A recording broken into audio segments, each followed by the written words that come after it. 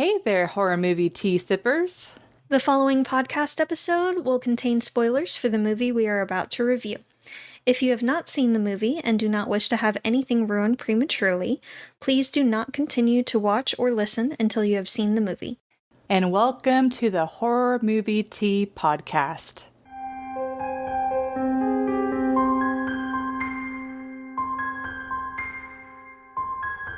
Today we are covering A Christmas Carol from 2019. This one we're kind of cheating on because it technically was a TV miniseries, but you can watch it in its entirety like it's a movie.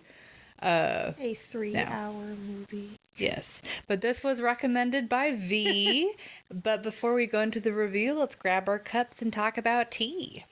So I am drinking the Plum Deluxe Tea Break White Tea.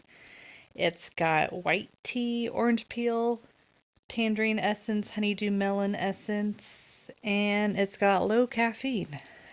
And I am drinking Twining's Herbal Tea Pure Peppermint, which legit just has peppermint in it. I was wondering when you'd grab that one. And I need mint. And I'm saving my caffeine allotted amount for later. Oh man. But thank you to Plum Deluxe for allowing us to continue to do what we love. And for our tea sippers, brew yourself a cup of tea, sit back, relax, and we hope you enjoy. God. Okay, let me just one more. Take two. I was doing so well, and I was thinking in my head, I'm like, oh, I'm doing so well. Oh, and this is only the third. And then my brain's like, He glitched. Yeah, it glitched. There's a glitch in the Matrix. But for our tea sippers out there, brew yourself a cup of tea, sit back, relax, and we hope you enjoy the review. Much better. There you go. So for the summary. Oh, okay. Do have to initiate a trigger warning for this episode. There are mentions of child sexual abuse, depictions of torture, also catastrophic events such as like collapsing mines and death. Yeah. So some abandonment issues and also near adultery. Yes, and also so psychological torture, and then very graphic depictions of hell. So just a warning. Never thought a fun one, V. Yeah, never thought we'd say that for A Christmas Carol. Yeah, this was a slightly darker version. Yeah, so this one is, the typical Charles Dickens iconic ghost story, but it's a gothic adaptation. And so I want to say it was an FX original movie or series. Yeah, that's why I said in the beginning of the You didn't say it was FX. You just said it was a miniseries. I thought it said it is Fox. Yeah, Fox is the same as FX. I don't think so. I'm pretty sure it is. Anyways, we don't watch Regardless. television. But Ebenezer Scrooge, as we know, experiences a dark night of the soul where he is shown the past, present, and future by some visiting ghosts. Yes. So, for entertainment, this one's a tough one for me because I like the idea of this movie, but there's a lot of things that break down very quickly. So this is kind of my go-to Christmas more horror type of movie. So I would rate this a 7.5. But I just love this season. Yeah. But it's not my go-to Christmas Carol movie, but it's like my second or third. First is Muppets, because it's the Muppets. Mine is Scrooged. Because Bill Murray. I've Can't go actually wrong never with- seen that movie. So while Jess is having a heart attack, so for those... She just blasphemed.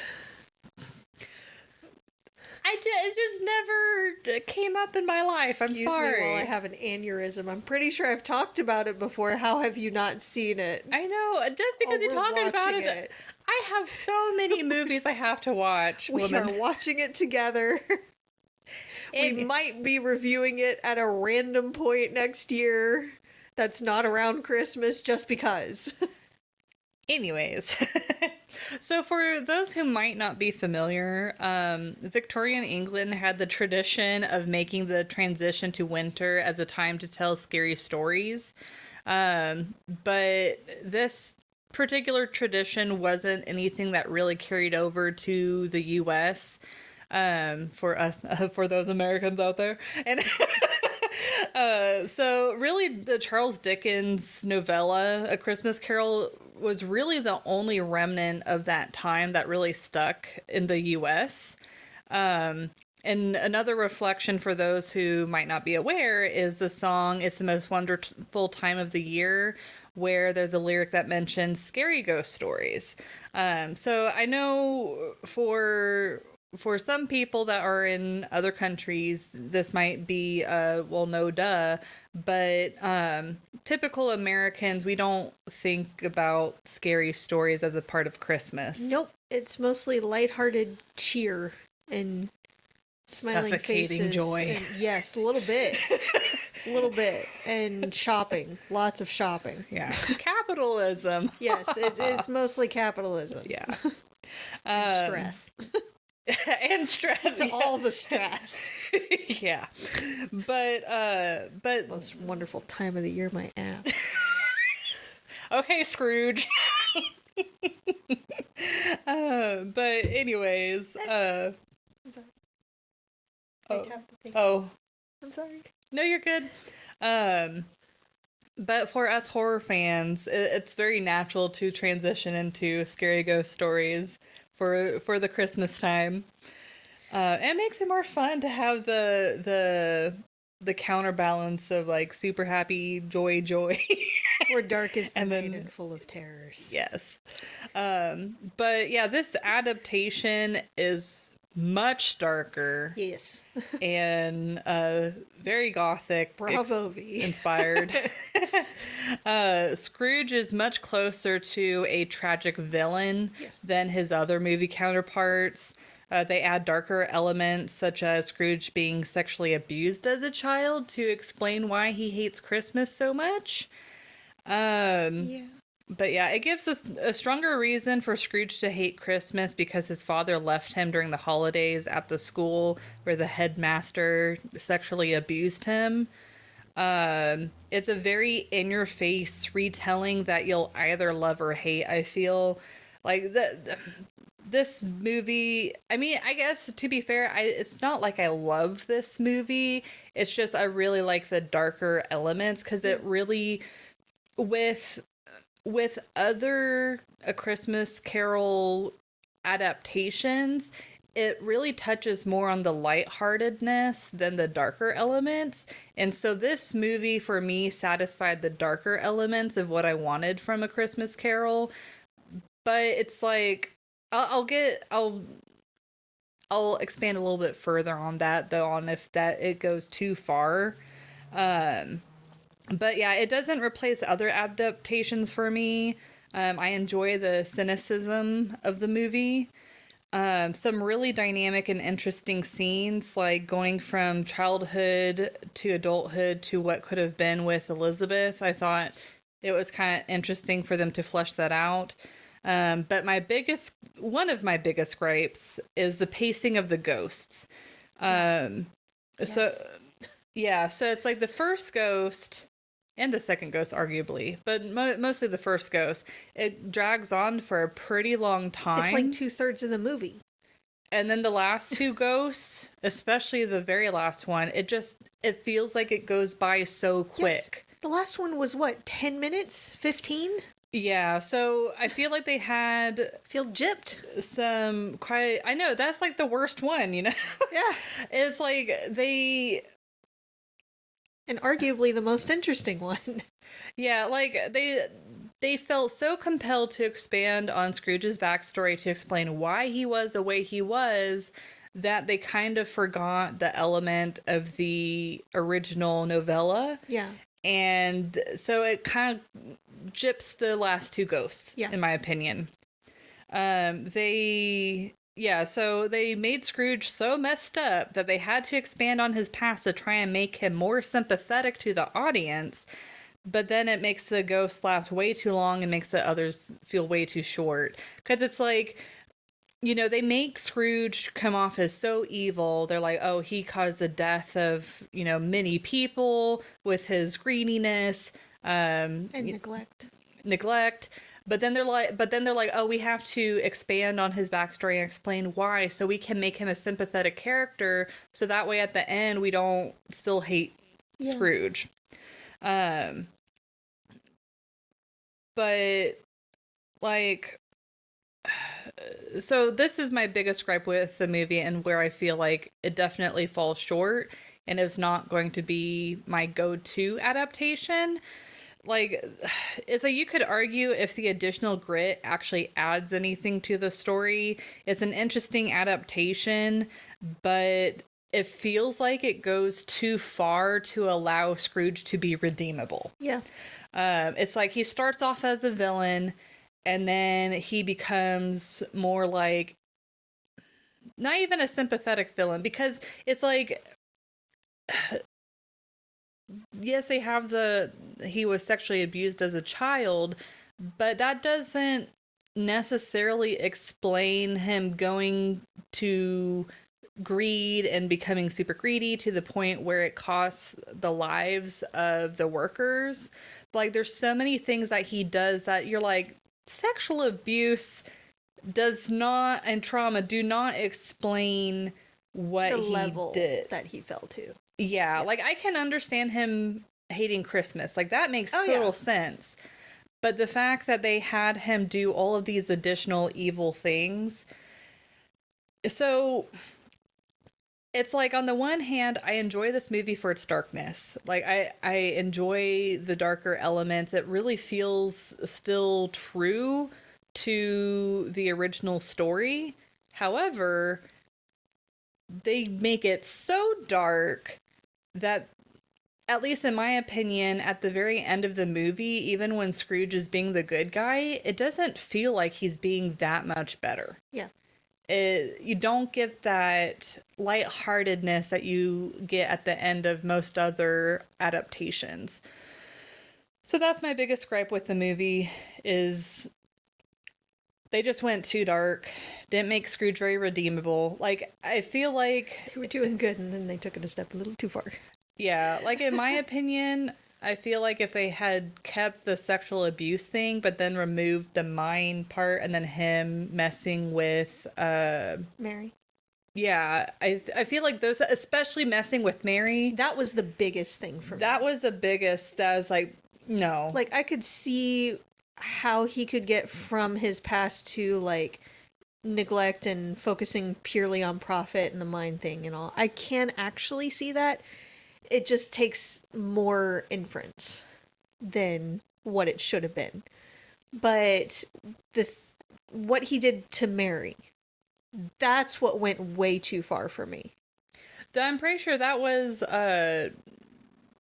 just what was going to happen. Like, he didn't actually do that. It's No, just, he didn't. Like, if he continued on. Yeah, he said that it was more of a mental exercise. He wanted to make a twisted, stupid proof to himself of how far people can fall and all. But it's like, that didn't make much sense. And the lengths that he went to do that, to prove a stupid and not exactly valid point to himself, then it went too far. Yeah, and it seemed like someone who had gone through sexual abuse, while in some cases the trauma unfortunately can repeat itself. In extremely rare cases, yes. It doesn't seem like he had no indication beforehand that that's the type of person he was. It just seemed out of left field. Yes, it was very out of character and didn't make much sense at all. Yeah, so I feel like the mine and then the stuff with Mary, if they had cut that out, it would have still remained a very dark rendition, but still allowed Scrooge to be redeemable. Yeah. But that's what I got. So before I get into a little bit of discussion on that to build on it, I'm going to go ahead and say my rating, which is 6.25. Okay. It was decent. It's not my go-to, obviously, but it was decent. They did definitely take it a couple of steps too far. I can, again, still see them keeping the mine thing in there. They needed to expand a little bit on still getting from point A to point B. Yeah. Because there was a lot of inference that I made that made sense for him getting to that point. But the thing with Mary is really, it just was so out of character and didn't make sense at all. Why was he trying to prove that point, and why pick that way to try to prove that point? Yeah. It didn't make sense in any way, shape, or form. And honestly, I put it a different way. Hold on just a second. Because otherwise I'm just going to go off on it. Well, you're that looking... part really bothered me. Yeah, like it really... From A, B, C, it just like really jumps without, even whenever you're dissecting the movie, it doesn't really make a lot of sense why he would go from one extreme to the other. So it's hard to believe someone with his past trauma could even make someone think he would put them in that situation, even if nobody else knew that he had that past. Yeah. For him to put someone else in that situation that he was so uncomfortable and traumatized by, it didn't make much sense. And he had shown no other proclivities or tendencies toward that at all. The entire rest of the movie, anyway. He basically holds the kid's life hostage to prove a stupid and incorrect point to himself. Yeah. Which is exactly what he did. The kid would die without that surgery. He had the means to help that surgery. He was withholding those means just to prove a stupid point to himself that made no sense, because a mother is... Sorry, I got something caught in my throat. Good. A mother is going to do whatever is in her power to save her child. Regardless. You're holding the kid's life hostage. Of freaking course, she's gonna do whatever it takes to save her kid. Yeah, that proves nothing. It has nothing to do with his point. It's just how much a mother loves her child. Yes. Which any decent mother would do. The point that he was trying to prove to himself. Yeah. But it's like, I did get the sense that he was probably going to give her the money regardless, but it's still like messed up that he even inferred to her that she had to go through all of these very terrible hoops. Yes. So, and that caused so much trauma on her. So why he would inflict the same, or similar rather, type of trauma that he himself experienced onto someone else makes no sense. Yeah. Like, I think the fact that he watched her undress and then was like, JK, you can go grab your money. Like, he would go far with that too. Yeah, it's like, even if she like made it to his house and he's like, I have no intention of doing this, here's the money, I just want to see if you'd even show up. That would at least make it not good, but slightly less, a little bit better. Bad. Yeah, it wouldn't have been good regardless, because again, same type of situation, he's still holding the kid's life hostage and it still doesn't really prove a point. But it would have made it a little less traumatic for her, at least, which would have made it a little bit better. Yeah. But it's so a lot of the inferences that I made for the mind thing, just so you can see where I'm coming from. It makes sense with what he experienced, that he would have a bit more of an analytical mind. He shut off a lot of his emotions and put like a wall around them. So he was trying to insulate himself and protect himself from feeling a lot of those things. So it makes sense that he would rely more on logic which is cold and hard and rational. And a lot of that in that kind of era was profit-based or money-based. He was really good with money. It made sense to him. Counting things made him feel better. It seemed almost a compulsion to count things. Like almost like a coping. Yes. Like it's like I don't have control over my life, so I'm going to control the money. Exactly. It was something that he could control, something tangible that he could do. And counting really was a compulsion for him. He would count how many times things were called in the streets, or certain sounds that would happen, or certain things that he saw. So counting was something that he could control, and it was grounding him. So it helped him keep himself in check. Mm-hmm. And keep from just fraying at the edges with his emotions and things that he kept trying to keep behind a wall. So I get that. That makes sense that he went into that kind of business. And it makes sense also that it was comforting to him to deal with those facts instead of the emotion. And he would cling to it when confronted with certain situations, like the mind collapse and everything, how he kept trying to justify everything with rationality and logic instead of with emotion, trying to keep emotion completely out of it. Emotion was very uncomfortable for him because of the past memories that it brought up, because he never dealt with it. That makes sense. I can see that. So, again, a lot of inference there. Yeah. Which not everyone would see that and jump to that.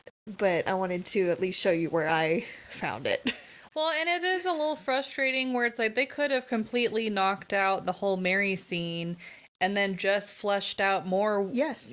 How he got from, childhood to the situation in the mines. Yes.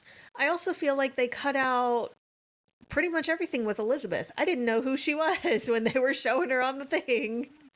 And they never mentioned her again.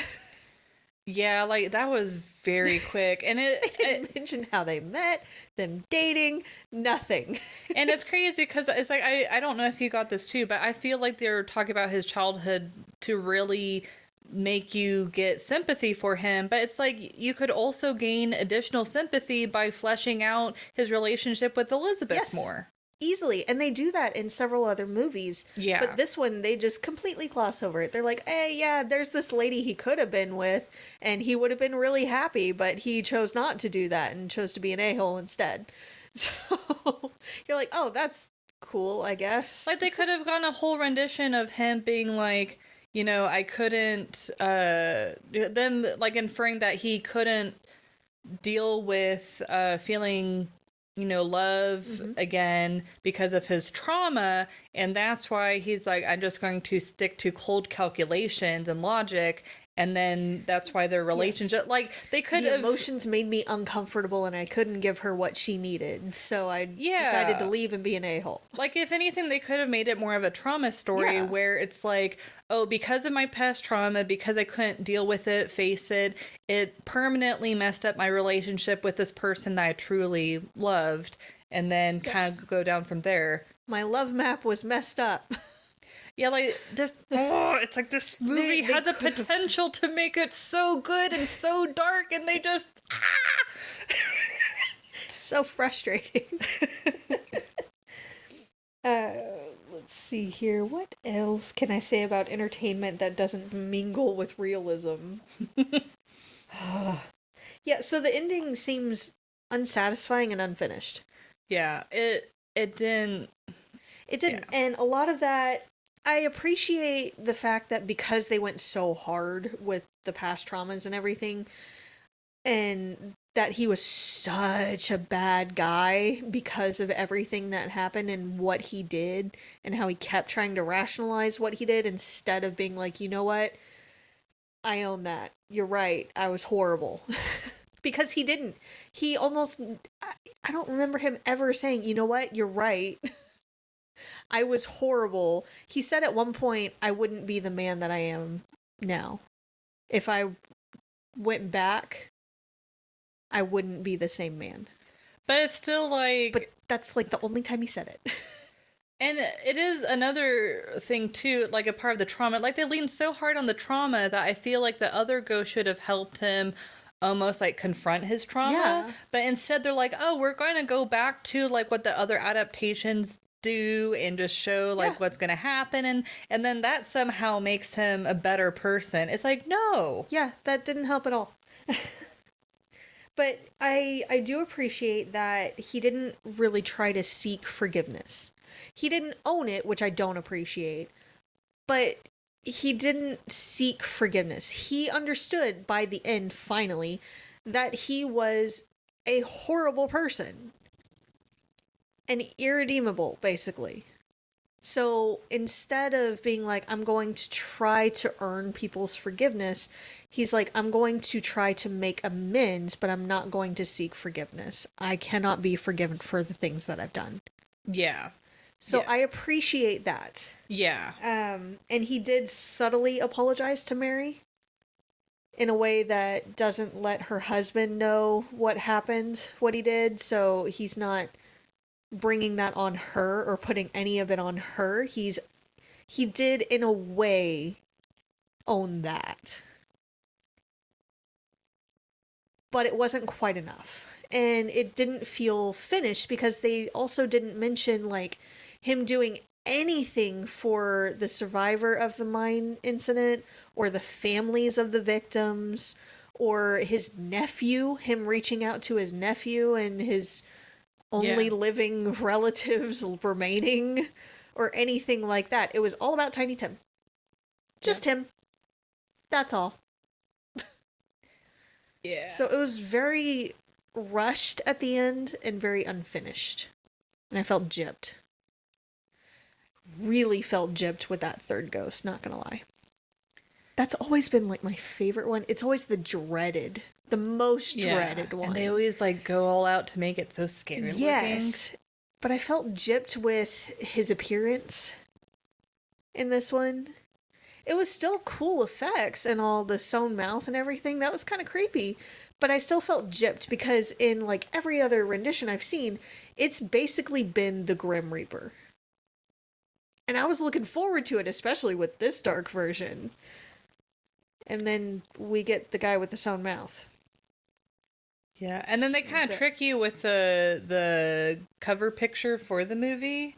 Yeah. Where it's like, you do see like a Grim Reaper type of... Yeah, and when the ghost initially appears, you see the shadow of the Reaper there. And I got excited. I was so happy. I'm like, oh, yes! Here we go. Let's do it. And then they showed the dude with the sewn mouth, and that's it.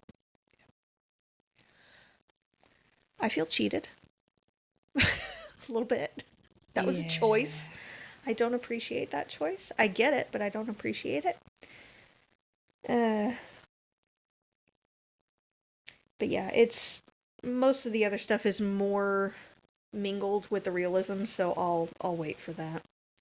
But that's what I got for entertainment. It's still a good story. It is good. They took it a little far into the dark side, farther than I believe they should have. Because some of those things don't make sense, and we did touch a little bit on the realism for that, but it's fine. We had to. Well, it's frustrating because it's like it had the potential to be like such a good dark retelling. Yes. It affects the entertainment of it so much. Yeah, it's like they're just something that they just had to tweak, like completely nix, completely tweak, you know, add and more flesh out just a little bit. Yeah, just little bit, like so close. I know, it's just like it's so close to being so good. We're like this close.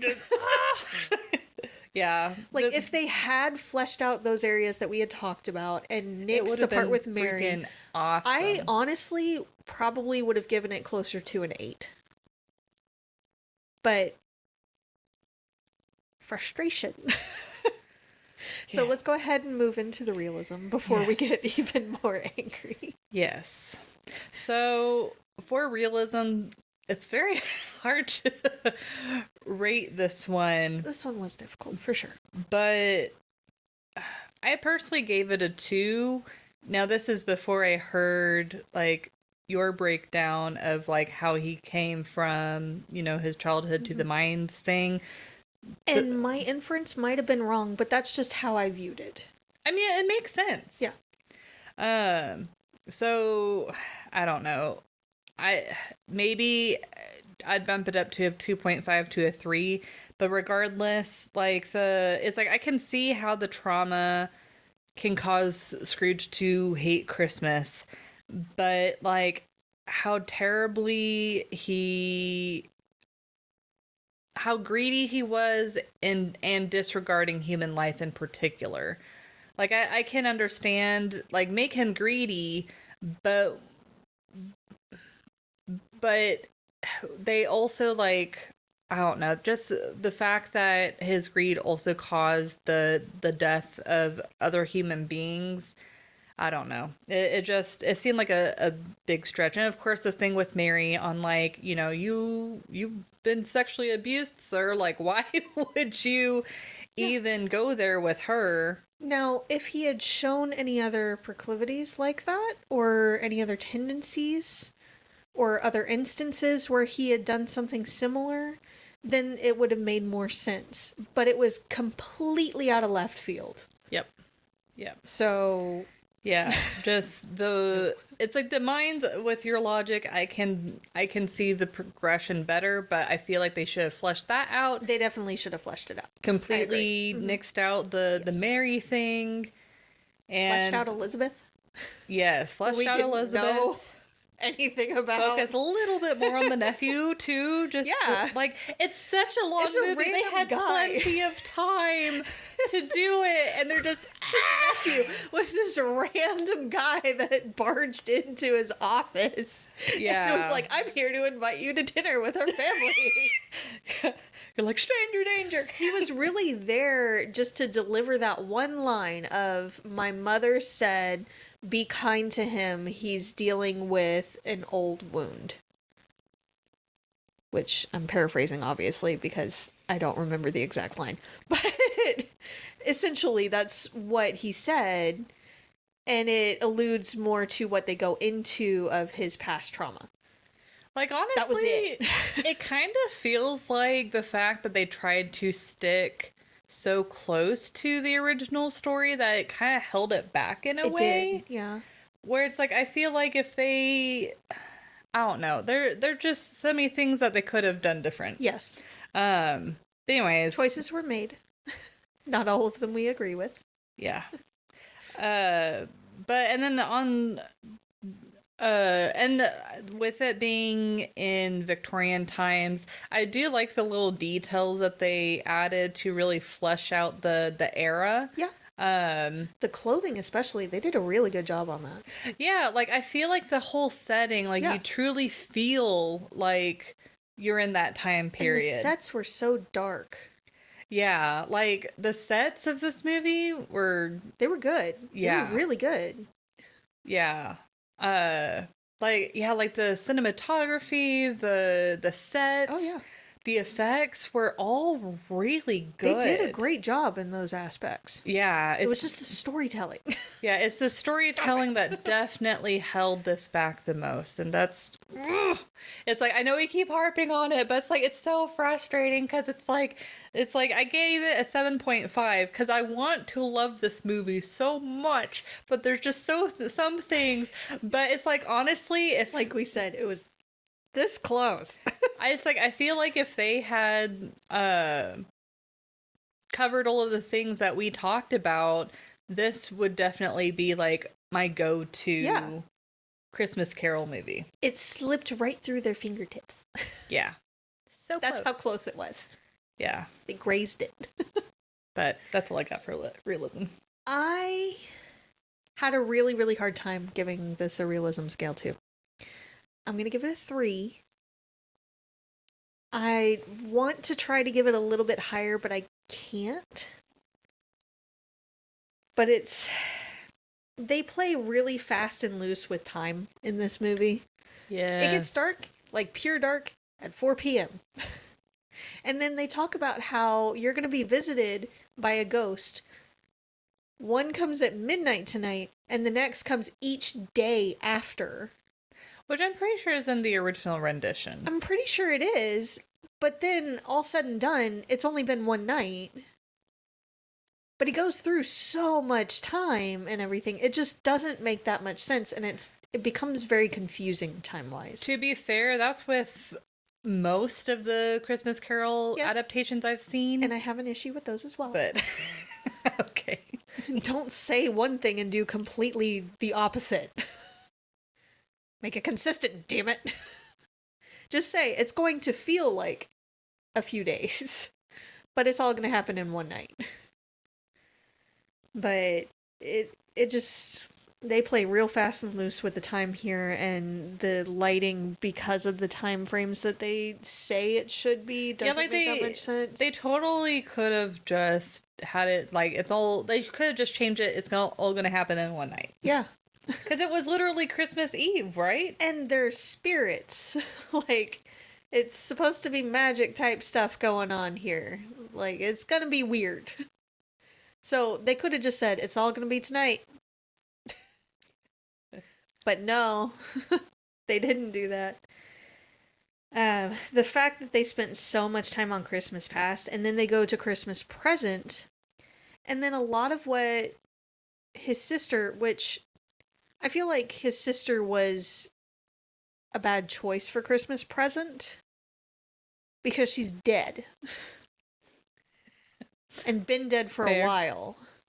Fair. And they talked a lot about his past in Christmas Present. Mm-hmm. Like, Ghost of Christmas Past changed forms a few times. So when he was done with the Alibaba thing, he could have changed straight to his sister and continued on.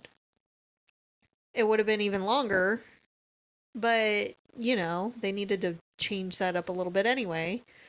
But then she goes straight to just a little bit in the future. Like, none of what she really does is actually in the present, which bothered me a lot. It didn't make that much sense. So she's kind of past, kind of future, but it's the dead sister, and it didn't really make sense that she was supposed to be the Ghost of Christmas Present. Yeah. See what you're saying. Like, she was mostly there for him to have that moment of consolation and connection and being able to say goodbye to her and thank her for what she did for him that he never knew about. But was that entirely necessary? I feel like it wasn't. Yeah. They could have picked anyone else to be Christmas Present. But actually show some things in the present, maybe.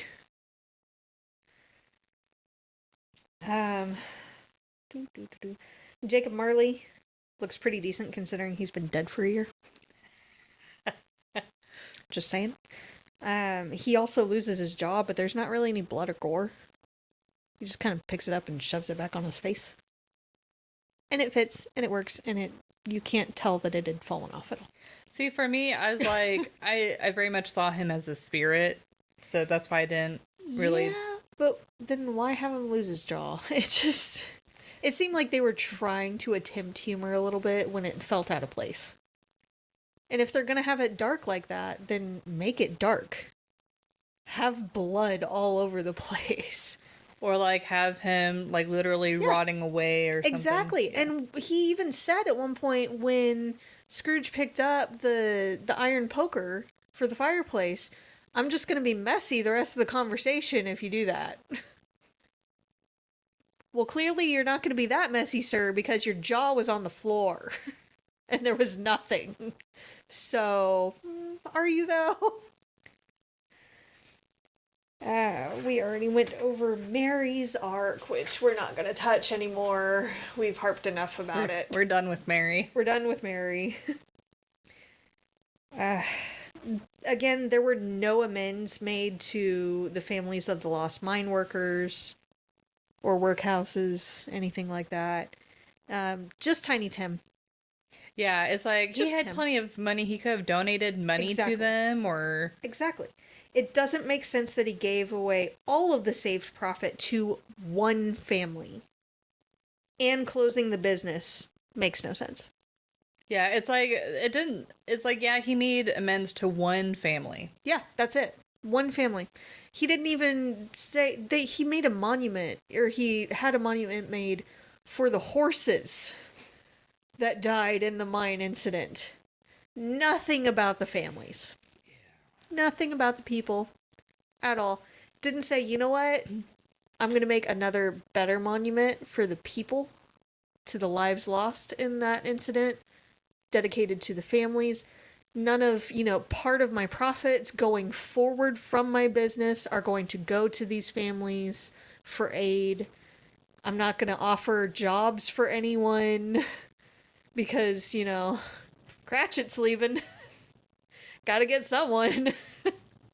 No, nothing like that. Not going to set up a foundation.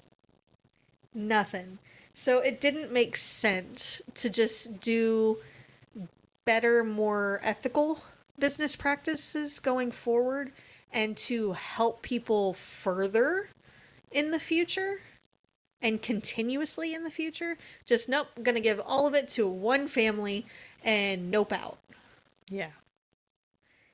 Never contacts his nephew again after all of that, even to say, you know what, you're right, I've been a horrible family member. I completely understand if you don't want any contact with me in the future ever.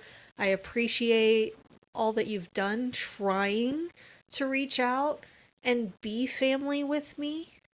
I do appreciate it. I didn't then, I do now. So if you don't want me to come or contact you anymore, I understand. But thank you. And that's it. He could have left it at that. He could have easily left it at that. But no. Just, nah, I ain't gonna talk to my nephew anymore.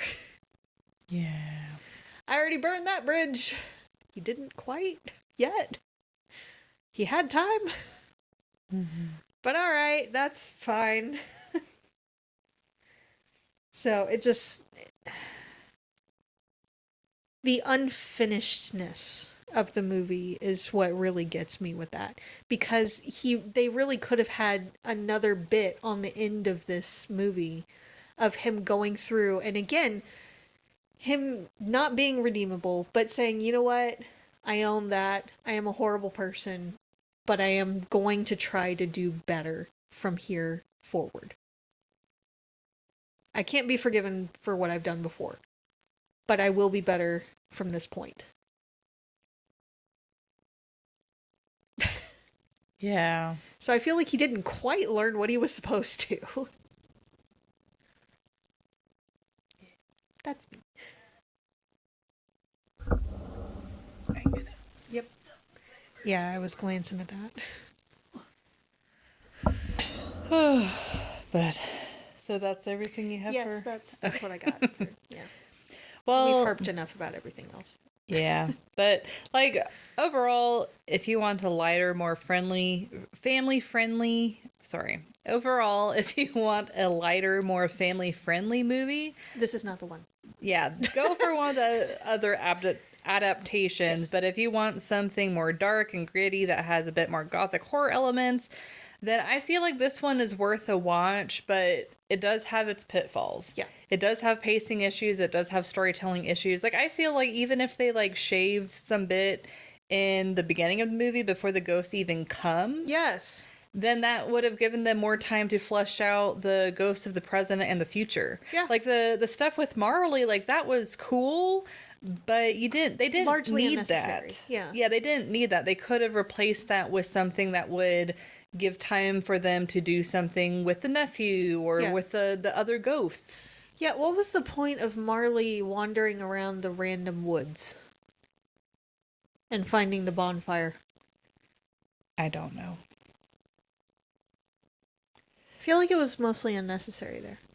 Yeah, so it's kind of like whenever I sit back and just watch the movie and don't think about it too hard, then I enjoy it. Aside from the worst parts of the movie, like with Mary and the Mine, those I get kind of like ooh, but with the other stuff, I really enjoy how dark they made it, and like the atmosphere. The atmosphere for the movie is great. Like, it does feel like a dark gothic retelling. It does. But they're just Took it a step too far in some places and and not enough in and others. didn't flesh out others that they should have. Yeah. So, But we did enjoy it. We harped on it a lot, but we did enjoy it. but it's kind of like one of those things, and we've had it before where you enjoy a movie so much, but you can see the potential that could have had to be way better. And it's just one of those Yes. times where it's like, it's just frustrating, where it's like, yeah, I enjoyed the movie as is, but there's so much more they could have done to make could it have done way it. better. You could have made it great. Yeah. But thank you for joining us today, and we would really be interested to hear your thoughts on this movie. Do you agree with, our take on it, or do you hate it? Do you love it? We would love to know. And if you'd like to recommend a movie, game, or tea and keep up to date with our content, you can find us on YouTube, Twitter, Instagram, Facebook, TikTok, and our Discord server, and most places you listen to podcasts. All the things. All the things. And if you'd like to support the podcast, please subscribe, like, and share our content. If you'd like to support us monetarily, we do have our Teespring available with our merch, like these mugs. Yes, please don't kill me. And we also have our PayPal and our affiliate link with Plum Deluxe available. Again, it does not affect the price of the tea. It just allows us to continue to do what we love. And all of those sites mentioned will be linked below. And until the next time, guys, stay safe and stay spoopy. Bye. Bye.